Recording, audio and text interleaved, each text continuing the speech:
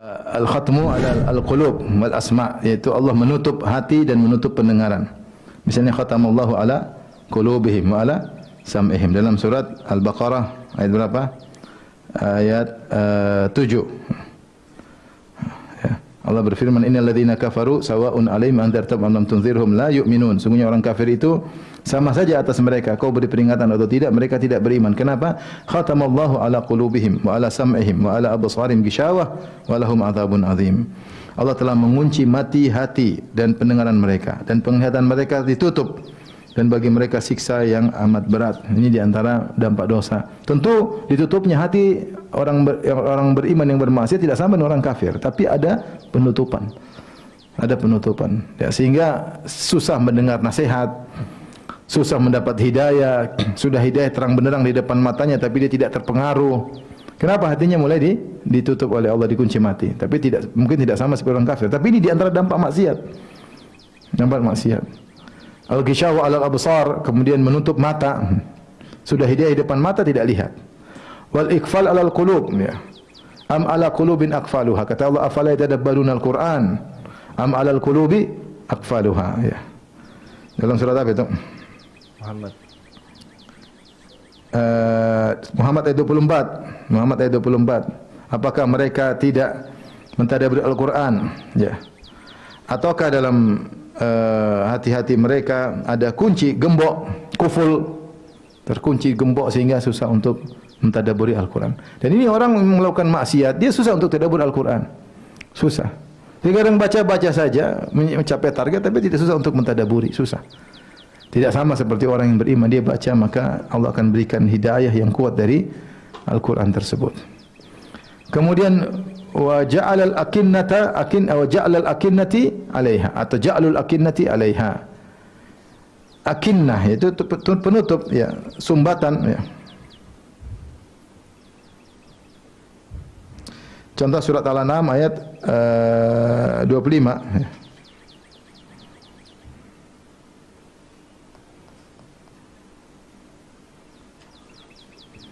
Allah Subhanahu wa taala berfirman,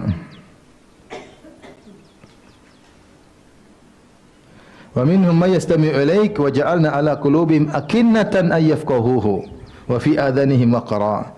Di mereka ada orang yang mendengarkan bacaanmu padahal kami telah meletakkan tutupan, sumbatan di hati mereka sehingga mereka tidak memahaminya, dan kami letakkan waqra, sumbatan di telinganya. Jadi mereka disumbat. Ya, telinga disumbat. Mereka dengar, maksudnya sumbatan hidayah. Kalau dengar suara dengar. Tapi hidayah enggak bisa masuk, cuma dengar doang, hidayah enggak bisa masuk. Ya.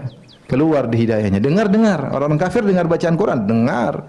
Mereka baca, mereka dengar lantunan bacaan Nabi, tapi percuma. Ya.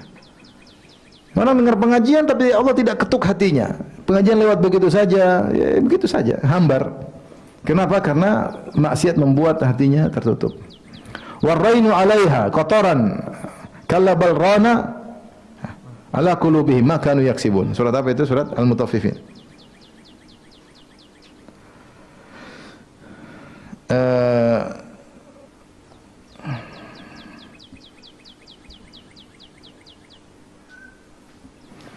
Ayat 14. Kallabal rana ala qulubihim ma kanu yaksibun. Ya.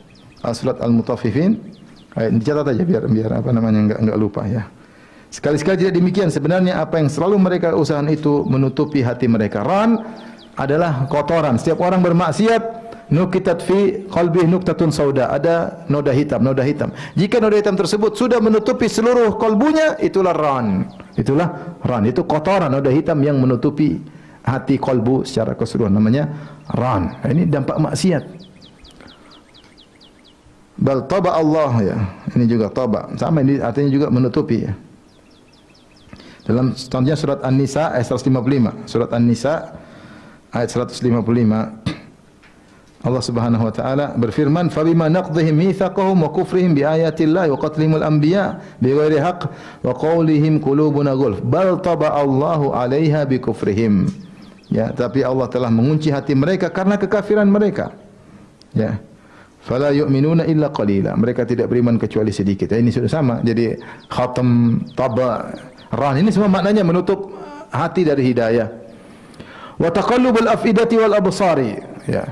Seperti Allah nuqallibu afidatahum wa absarahum kama lam yu'minu bihi awwal marrah. Dalam surat apa? Dalam surat Al-An'am ayat 110. Al-An'am ayat 110 kata Allah Subhanahu wa taala, dan begitu pula kami memalingkan hati, wa nuqallibu afidatahum wa absarahum, kami memalingkan hati dan penglihatan mereka, kama lam yu'minu bihi awwal marrah, dan seperti sebagaimana sebelumnya mereka tidak beriman kepada Al-Quran. Wa nadharuhum fi tughyanihim ya'mahun, dan kami biarkan mereka bergelimang dalam kesesatan yang sangat parah. Jadi di antara dampak maksiat, gara-gara ada hidayah depan mata, kita tahu itu kebenaran, kemudian kita berpaling, akibat kita berpaling di awal, Allah buat kita berpaling di selanjutnya. Hati-hati. Ternyata seorang bisa berpaling pada palingan yang kedua, ketiga, keempat, gara-gara dia berpaling pada yang pertama kali. Ya. Dia tahu ini benar, dia tidak mau ikut. Akhirnya berikutnya hatinya tidak tergerak. Hukuman dari dosa yang pertama. Kata Allah Subhanahu wa taala, "Falamma zagu azagallahu qulubahum." Tatkala hati mereka menyimpang, Allah simpangkan lagi. Jadi ketika mereka tidak ada uzur, karena kamu sejak awal sudah dikasih tahu. Selanjutnya kamu jadi malas. Kenapa? Karena awalnya kamu sudah tahu dan kamu sengaja meninggalkan. Ya, sudah tahu ini haram kamu melakukan, akhirnya besoknya kecanduan. Waliyadzubillah ya. Wal hailulatu bainal mar'i wa qalbihi. Wa'lamu anna Allah yahulu bainal mar'i wa qalbihi. Dalam surat Al-Anfal ayat 24. Ya ayyuhalladzina amanu stajibu lillahi walir rasuli idza da'akum lima yuhyikum. Wa'lamu anna Allah yahulu bainal mar'i wa qalbihi wa annahu ilaihi tuhsyarun. Wahai orang beriman, penuhi seruan Allah dan seruan Rasul apabila Rasul menyuruh kamu kepada sesuatu yang beri kehidupan kepada kamu. Dan ketahuilah bahwasanya sungguhnya Allah membatasi antara manusia dan hatinya. Dan sungguhnya kepadanya lah kamu akan dikumpulkan. Jadi hatinya mau dapat hidayah terhalangi, ya, gara-gara dia tidak memenuhi panggilan Allah dan panggilan Rasulullah sallallahu alaihi wasallam. Dia ingin hatinya bersih, enggak bisa, terhalangi. Di antara dampak maksiat ighfalul qalbi an dzikrillah. Hati menjadi lalai untuk ingat Allah. Gara-gara maksiat, malas untuk ingat Allah. Mau diajak ingat Allah malas, maunya ingat yang lain. Maunya ingat film, maunya ingat nyanyian. Mau diajak ingin mikir ilmu malas, maunya ingat yang lain, dunia dan yang lainnya. Jadi enggan untuk mengingat Allah Subhanahu wa taala. Kemudian insaul insani nafsahu, ya. Fa ansahum anfusahum. Orang menjadi lupa dengan dirinya sendiri, lupa tentang kebaikan dirinya. Karena dia lupa. Dia tahu ini keburukan untuk dirinya, dia lupa, dia melupakan dirinya, melupakan untuk menyelamatkan dirinya. Wa tarku iradatillahi tathiral qulub atau tathiral qalbi. Allah tidak ingin mensucikan hatinya. Ulaikal ladzina lam yuridillahu an yutahhira qulubahum. Saya cari ayatnya. Dalam surat apa? Dalam surat Al-Maidah ayat 41.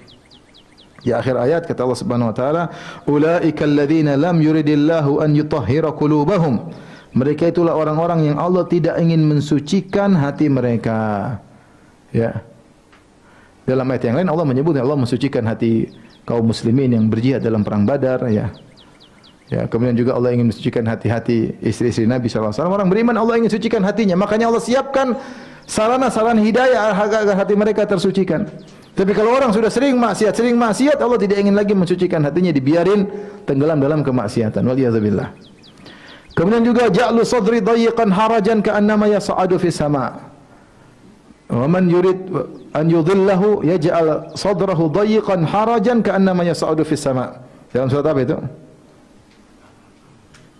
Surah Al-An'am ayat 125. Al-An'am 125. Dan barang siapa yang Allah ingin menyesatkannya, maka Allah jadikan dadanya sempit, susah, seakan-akan dia naik ke atas, susah bernapas, susah dapat hidayah. Ini semua hukuman-hukuman.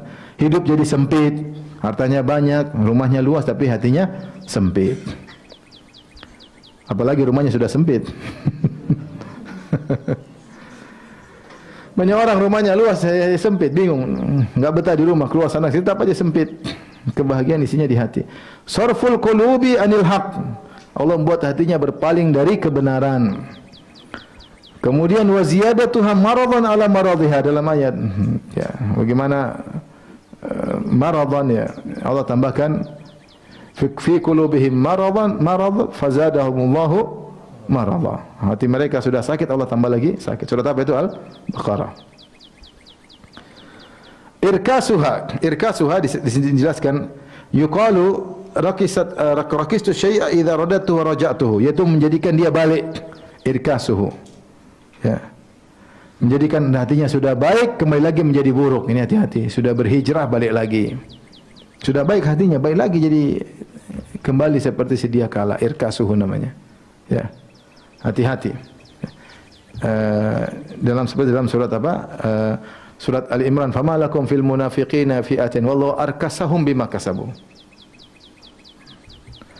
Dalam surat An-Nisa ayat 88, surat An-Nisa ayat 88, "Fama lakum fil munafiqina fi'ataini wallahu arkasahum bima kasabu." Allah telah memberikan mereka kepada kafiran mereka. Kenapa kalian ini ketika orang-orang munafik tidak ingin ikut perang Uhud, maka para sahabat khilaf. Ada yang mengatakan kita bunuh dulu orang munafik baru lawan Abu Sufyan CS. Ada yang mengatakan biarin saja. Allah turunkan ayat, kata Allah, "Fama lakum fil munafiqina fi'ataini." Kenapa kalian menjadi dua golongan dalam menyikapi orang munafikin? Wallahu arkasahum bima kasabu. Allah membalikan mereka kepada kekufuran akibat perbuatan mereka. Ini irkasnya, hati-hati. Betapa banyak orang hijrah bisa balik lagi. Bisa balik lagi. Kenapa? Karena dia mau coel-coel lagi maksiat. Allah sudah beri dia hidayah, dapat hidayah, kemudian dia mulai buka-buka lagi file lamanya, ya. File hitam dia buka lagi, file biru dia buka lagi, file merah jambu dia buka lagi. Akhirnya dia kembali lagi. Waliyadzubillah. Kalau dia sudah kembali lagi, belum tentu dia bisa balik lagi, hijrah lagi kedua kali, belum tentu. Kecuali Allah merahmatinya. Dan itu banyak terjadi, Makanya hati-hati kalau sudah ngaji, enggak usah buka file-file lama, teman lama, pacar lama. Udah enggak laku kamu, buang aja, enggak usah dipikirin lagi masa lalu ya. Dia jadi milik orang. Kamu jadi milik orang juga, ngapain membuka file lama terjerumus dalam maksiat lagi. Dan ini terjadi, maksiat lagi. Udah ngaji, kadang sudah bercadar, maksiat lagi. Pelan-pelan, tidak langsung, pelan-pelan. Coba gimana sih? Udah mulai kontak, mulai ini. Diam-diam.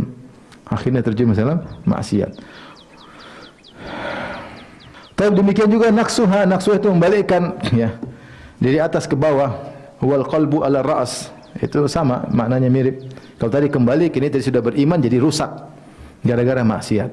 Ya, dia sudah beriman sejak awal. Kalau tadi sudah kemaksiatan, beriman, hijrah, balik lagi ke maksiat yang sama. Ini enggak. Dia sudah beriman, tapi gara-gara dia mencoba maksiat, mendalami maksiatnya, kebalik. Akhirnya kebalik. Hatinya jadi kebalik. Bihaitsu tabqa mankusatan kama dzakara Ahmad. Maka jadilah hatinya terbalik. Ini disebutkan adalah hatinya orang munafik. Hatinya orang munafik. Imam Ahmad menyebutkan dari Hudzaifah bin Yaman radhiyallahu anhuma, bahwasanya hati ada 4.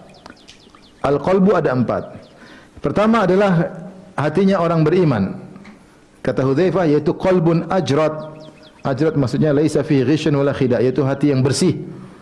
Ya, tidak ingin keburukan, tidak ada yang ingin menipu. Fihi sirajun yuzhir. Yuzhir maksudnya tala'la. Dalam hati tersebut ada lampu yang menyala. Itu penuh dengan keimanan. Fadzalika qalbul mu'min. Selalu ingin kebaikan, menolak keburukan, hatinya menyala dengan cahaya keimanan. Maka itu hati seorang mukmin. Yang kedua, wa qalbun aglaf, fadzalika qalbul kafir. Aglaf maksudnya di sini katakan ada penutupnya, tertutup, ada ghilafnya, tertutup sehingga tidak bisa mendapat hidayah, tidak bisa mendengar kebaikan, tidak bisa melihat kebenaran. Fadzalika qalbul kafir. Ya. Mau dikasih nasihat, mau dicampaikan ayat. Makanya sekarang saya heran, bagaimana seperti di sebagian negara Arab, ada negara Arab seperti Libanon, ya, tidak semua penganutnya orang Islam. Banyak di antara mereka non Muslim, padahal mereka tahu bahasa Arab, padahal mereka lebih tahu bahasa Arab daripada kita. Dan mereka bisa baca Quran, tapi tidak ada hidayah, percuma. Tidak ada hidayah. Sudah mau diapain? Tertutup hatinya, padahal tahu bahasa Arab, ngerti bahasa Arab. Kita aja belajar bahasa Arab masih pontang-panting. Saya kemarin tanya teman, gimana? Ada teman ngobrol, Ustaz, kemarin ada Ustaz kita ikut daurah antum, Ustaz, Masya Allah. Iya, saya belajar bahasa Arab sama dia, Ustaz. Terus gimana hasilnya? Sudah lama, sudah ada hasilnya? Belum, Ustaz, saya cuma niatkan dapat pahala. Karena nggak bisa-bisa. Sebab ada orang belajar bahasa Arab ni aja cari apa? Saya bilang mending paling tidak ketawanya sudah bisa berbahasa Arab, ketawa bahasa Arab. Tengok saya, subhanallah, ini mereka ngerti bahasa Arab, mereka bisa baca Al-Quran, tidak beriman. Ya bagaimana? Hidayah di tangan Allah Subhanahu wa taala. Yang ketiga, wa qalbun mangkus, hati yang terjungkil balik. Kebenaran maka dilihat menjadi keburukan.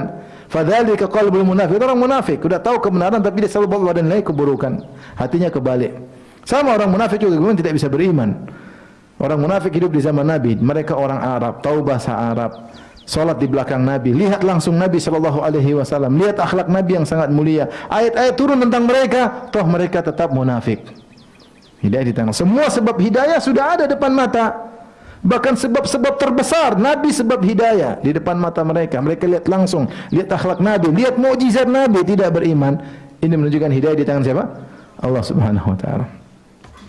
Dan hati kebanyakan orang Islam secara umum, qalbun tamudduhu maddatan. Hati yang dipenuhi dengan dua unsur. Maddatu iman, ada unsur keimanan, wa maddatun nifaq, dan unsur kemunafikan. Maka mana yang akan mendominasi dialah yang menang. Jadi ini semua sebab-sebab maksiat hendaknya engkau renungkan, kata Ibnu Qayyim. Bisa jadi engkau terkena sebagian darinya.